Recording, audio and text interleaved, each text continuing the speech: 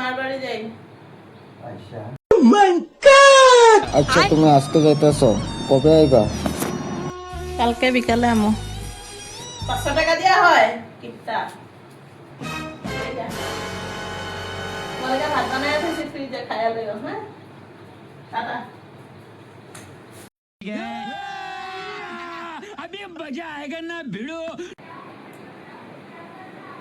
Hello, হ্যাঁ কই আছো? আয় আজকে আমার দিনই ঘরে নাই, পার্টি করো না। শোন, আমার সময় একটা লেস, ঠিক আছে?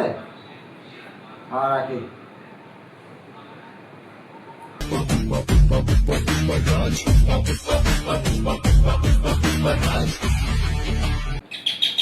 আরে বাপরে।